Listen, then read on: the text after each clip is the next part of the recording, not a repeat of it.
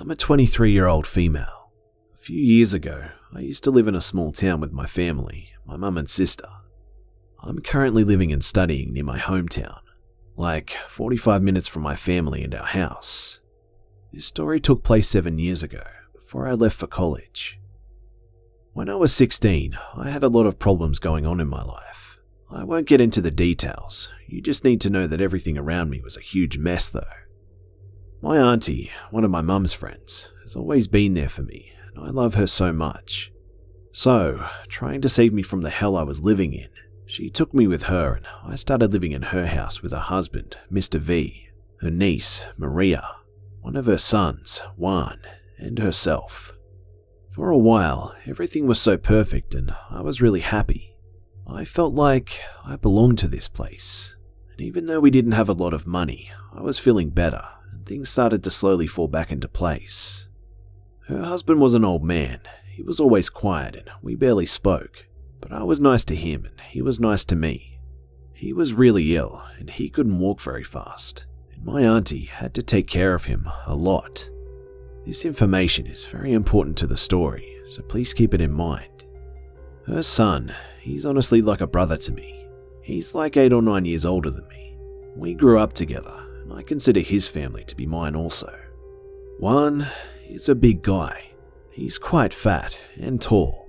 He moves rather slowly because of his weight. He's funny, but he has a huge problem with alcoholism. This is kind of, well, usual in Mexican households. Anyways, my auntie's place was simple yet comfy. A 2-story house with 2 bathrooms, 4 rooms, and, you know, the usual things you find in a middle-class Mexican home. I was staying in one of the rooms upstairs, and next to my room was my auntie's and Maria's room. They used to share it because of me, since they wanted me to have my own privacy. This was a really kind gesture from them, and I was really happy. Mr. V spent most of his days in the house, watching TV, reading the newspapers, getting some sunlight out in the plastic chair, etc. Juan was always at work or getting wasted with his friends. Maria and I went to school, and after that, we used to help my auntie at her work. As I said before, everything was quite nice. Until the night that changed my life, forever. I'll start at the end of the night. We had dinner together, we talked a little bit, we watched some TV, nothing special. I went to my room at midnight, needing some sleep. I was, of course, wearing my pajamas. They were an old, and quite ugly to be honest, set of pants and a t-shirt.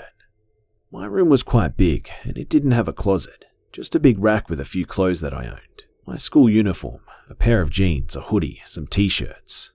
I've never been the type of girl that has tons of clothes and a big collection of shoes or anything. I always have my phone next to my bed or under my pillow because I use it as my alarm clock to school, and I always lock the door to my room, no matter where I'm staying. I was sleeping quite pleasantly when something caught my attention. I felt something between my legs. At first, I thought I was having an arousing dream or something, but I wasn't asleep. I was a little drowsy at first, but then something awoke me, and all my senses went into a state of alert. Again, I felt something rubbing me down there, and my lady parts started to hurt. Badly. I was so scared, and tears started running out of my eyes. I just sat there in silence. I didn't know what to do. So as quietly as I could, I started looking for my phone under my pillow. I really found it hard to believe what was happening. I thought that if it was Juan or Mr. V, that they would stop if I pretended to be waking up or if I moved. Please understand that I didn't know what the hell to do. I was so fucking scared. So I moved really slowly to the opposite side, and this clearly worked since I felt the hand that was between my legs slowly pulling back. As I said, my senses were in a state of alert, and my ears could hear every small movement produced by anything, and so I listened. It was pretty dark outside that night, and I couldn't see much, but I tried as best as I could to look into the darkness. I started to slowly turn my head back to the place where everything started, and I heard movement, very slow movements. I figured it must have been a big person, and clearly, if that person wanted to exit my room, he would have to open the door. At this time, I had my cell phone with me, and I was ready to put the flashlight into this person's face. And so, I did. But there wasn't anything there. I got up from my bed. I turned the flashlight in every way possible in all the spaces around my room. I checked up the rack, under the bed, but there was nothing. As I approached the door to see if it had been left open, I called for my mum.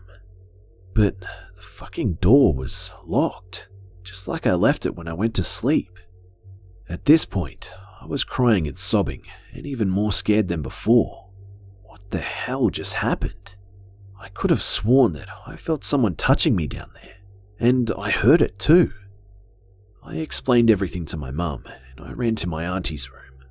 I woke her up and explained to her the whole ordeal. If it was one, or Mr. V, they would have to run faster than fucking lightning to go downstairs and into their room. And I'm sure as hell that if that had happened, I would have heard it. But there was nothing, and that's what confuses me the most. I didn't hear a thing. I stayed with my auntie and Maria the rest of the night. Early the next day, my mum came over to pick me up, and we were all confused. My mum had an expression that I didn't quite understand back then, like she knew something but didn't want to tell me.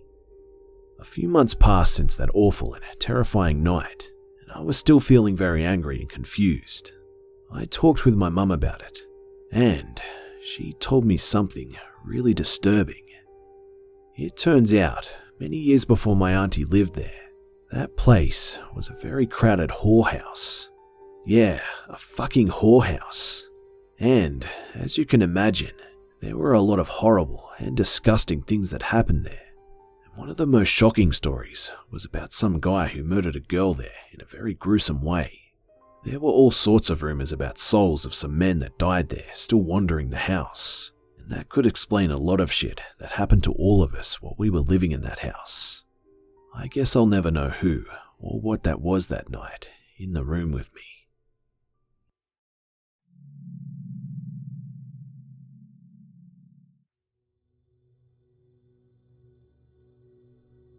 Back in October of 2014, my boyfriend Tony, his best friend Leland, and his girlfriend Erin all hung out constantly. Since Halloween was approaching, Leland suggested we try a Ouija board. We all laughed at him and thought that he was insane. What adults in their 20s sit around and play with a Ouija board made out of fucking cardboard and black Sharpie on a Friday night? Nevertheless, out of boredom, we gave it a try. We asked the typical cliche questions: is anyone there? Are you an angry spirit? Etc. The board responded, but very slowly. I assumed it was either one of us messing around with it, or our subconscious moving the planchette without us realizing it. We tried again the next day, and this time, shit got weird quickly.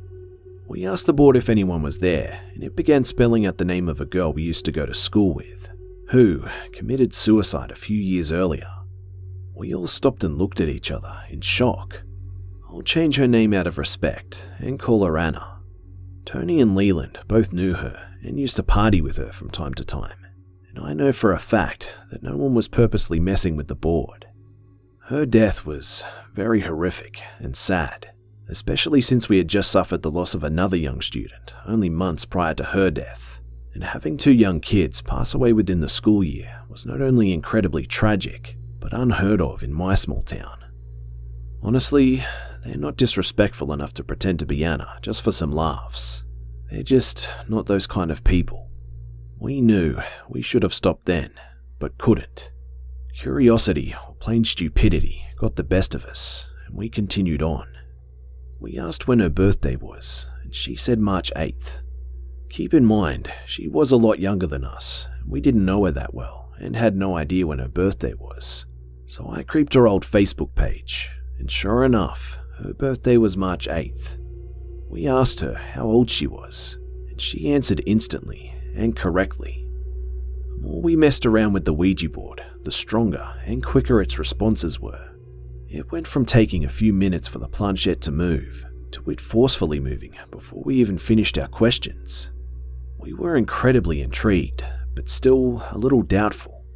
I mean, there's no way in hell that this is real, right? It has to be one of us, and just mere coincidence, right? To prove it once and for all, Leland and I went into the corner and let Tony attempt it by himself. And to our dismay, the board went crazy. Tony began shouting out letters that it was going to, so Leland and I could decipher the message.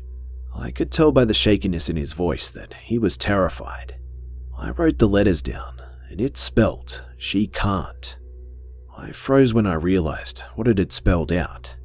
Leland and I looked at each other in total shock when it read, "She can't have you." I felt sick to my stomach.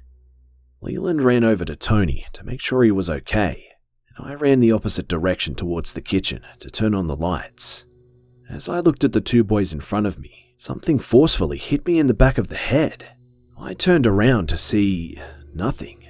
Nothing but complete darkness, and a water bottle rolling around on the ground. I was in so much shock and disbelief, I couldn't even gather words to tell them what the fuck just happened for about 15 minutes. I began to cry and told them that we shouldn't play with this thing anymore. And, without us even asking anything, the board began to spell, "I like scaring her." The boys asked for proof from the board, and the blinds moved instantly. We asked again, and the blinds did the exact same motion, as if someone had swiped downwards with their hands. We asked the board if it was them moving the blinds, and 6 candles that had been placed around the room went out at the exact same time. We saw doors slam, cutlery fly off the tables, and the lights flickering. At this point, I had had enough. Whatever the fuck this thing was, it was paranormal, and it did not like me. I feared for my safety and was scared that this thing was going to kill me in my sleep or something.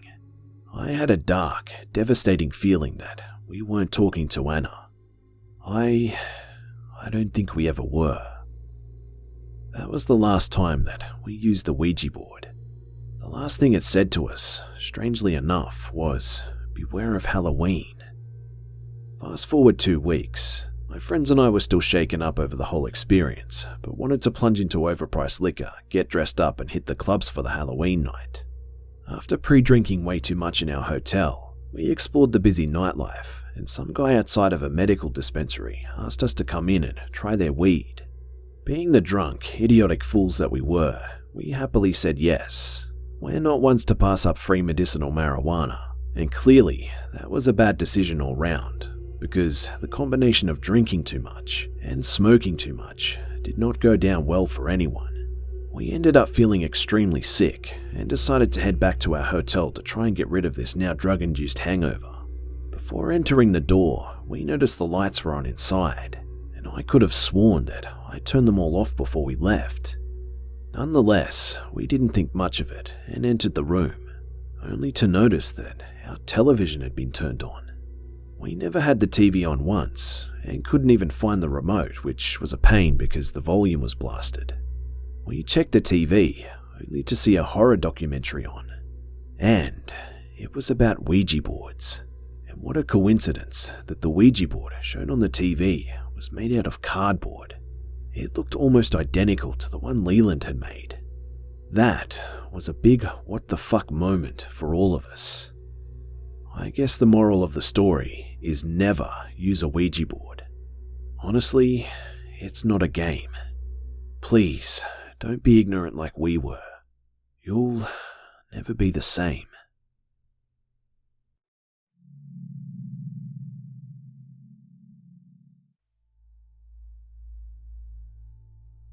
Summertime is always my favorite time of year, especially for a photographer.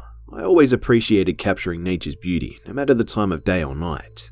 If it wasn't for my love of photography, I wouldn't have this story to tell. And no matter how scary it was, I'm glad I'm around to tell it. It was 2012, and myself and my new boyfriend at the time, Brad, loved going on adventures. We bonded through our love of the outdoors, and of course, taking pictures. One evening after dinner, Brad decided it would be nice to go to the Harbour Side Park, a local wharf downtown, and catch some nighttime shots of the sailboats that docked themselves at the harbour. Of course, I was ecstatic about the idea, and it didn't take long for me to gather my things. I picked up my camera, tripod, and some little snacks. I always took some because who knew what else we would get into afterward, considering that we were quite spontaneous. Within the next 15 minutes, we were in the car and on the way. As soon as I get out of the car, the smell of the warm ocean air filled my nose, and the sound of the waves and flowing water was so relaxing. I couldn't wait to start capturing new memories. The way the park is set up, it has 2 pathways leading down to the main stage area, with bench seating almost designed like a cinema, but instead of having a screen, your view is a beautiful waterfront. Walking down further, there are some square well-trimmed hedges and another platform with another row of benches overlooking a closer view of the water, and you're able to see 2 floating wharves leading out into the water where the sailboats docked for the night. That was perfect for me. The wharves lined up with the amazing boats from all over the country. I couldn't wait to snap some new photos. My boyfriend, being as silly as he is, walks down one of the wharves and started posing in what I would call typical poses, like some 1990s school photo shoot. I thought to myself then, I was really lucky to find someone like him. I couldn't stop thinking about it while setting up my tripod, trying to do it quick enough to get a snap of him before he got too camera shy. As soon as I was about to attach my camera to complete my setup, a strange and very uncomfortable feeling washed over my body. It was the kind of feeling you get when you know you're about to receive some bad news, except there wasn't anything wrong. Or so I thought. While the hair started to raise on the back of my neck, my body became more in tune with my surroundings. At this point, I was standing facing my boyfriend on the floating wharves with the cinema area behind me. I started to hear a muffled man's voice, but I couldn't make out what he was saying before it stopped. I turned around and saw nothing once again, so I promptly went back to what I was doing and turned with the camera, ready to finally get that hilarious picture of my boyfriend. I managed to snap a few of him with the boats in the background, a few silly and a few which I would call Facebook-worthy. I turned my attention to the boats and started focusing on a German sailboat that looked like it was made just for me to photograph. It was beautiful, with its amazing woodwork and natural colors from long expeditions at sea. Zooming in a little closer to catch more detail, I could hear the voice I thought I had heard earlier, but it seemed closer. And, confirming my fears, it was. As I turned from my viewfinder, I see a man with a grey dirty sweatsuit on top of the platform above us, but he was looking back toward the road and not at us. He was screaming a bunch of gibberish that I couldn't understand, but after some time, word after word, I began piecing together that he was screaming something about Satan. I turn around and quickly tell my boyfriend what is happening, so he makes his way up towards me. The man must have heard me tell him, and I provoked his attention. I turned to evaluate what was going on, and to my horror, the man is now staring directly at me. But what was worse was the sinister smile he had grinning from ear to ear, with his eyes as wide open as they could possibly be, and his body was still facing forward as he only turned his head to look at me. My blood ran cold as he kept his gaze right on me, and started to descend the stairs without even looking at where he was walking. I turned to my boyfriend and let him know that he was making his way down. He quickly saw this creep, as well as told me that everything was going to be okay, as I was starting to whimper in a full-blown panic. He devised a plan where we could run on the opposite side of where it was coming from and up a wheelchair ramp to avoid tripping over any of the stairs which were on the other side. As we put this plan into motion, the crazy man started picking up his pace and was soon standing on the same level ground as us. He was spitting and drooling, screaming about Satan and praying to demons, which I'd never heard of before. My legs felt like jello, and my heart was beating so fast it was all I could hear in my ears. We ran for the wheelchair ramp, but so did he, coming back over the stairs he came from. We are now standing about 5 meters from where this crazed man was, when we see headlights pulling into the entrance of the park. One of the street lamps illuminated a blue truck with a security symbol on the side. Holy shit, I thought. We're actually going to be safe. The truck stops dead center in between us, and my boyfriend starts at the window, trying to get him to roll it down, which he reluctantly does. He explains to him the situation and begs to let us get in the truck to take us back to our car, But to our horror, the crazy man has fully caught up with us and is standing on the opposite side of the truck. Instead of helping us, he also panics and rolls up his window and watched as this crazed man slowly tried to make his way around the truck at us. The man disappears from the window and starts crawling on his hands and knees around the side that we were standing on, coming at us like some rabid dog, biting and spitting at the air, with his eyes still wide open and teeth bearing down in a snarl. We plead with the security man one more time as we run around the truck trying to get away from this man, when he starts backing up out of the parking lot, leaving us there with him. We were both in shock that he had zero concerns for our lives. Brad, being as smart as he is though, took his backing up to our advantage.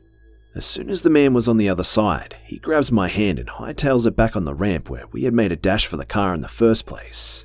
We don't even turn around once to see if he was coming. Brad is pressing his unlock button since we started running, and hanging on to the hope that it will be unlocked when we get there. Out of breath, we both make it, and I can hear the doors constantly unlocking as we run up to it. It was probably one of the sweetest sounds that I think I've ever heard. We both jumped in and locked the doors, and I didn't even give him time to look as I screamed for him to go. Looking into the rearview mirror, I never saw him come out to the road or out to the park entrance. We were safe now. I didn't call the police after calming down, thinking that they'd never find him anyway, let alone believe us about what we had experienced. But I made sure to call the security company to give them shit about their horrible employee. Days later, we were watching our local news. My body went numb as I saw a story and a video and photo of the same man wearing the same grey jumpsuit being taken into court for hiding out that same night in those square hedges and ending up stabbing, slicing another man in the neck. We were fortunate to walk away from him that night, and I do regret and hold a lot of guilt for not reporting the incident. Fortunately, the man did survive, but was critically injured.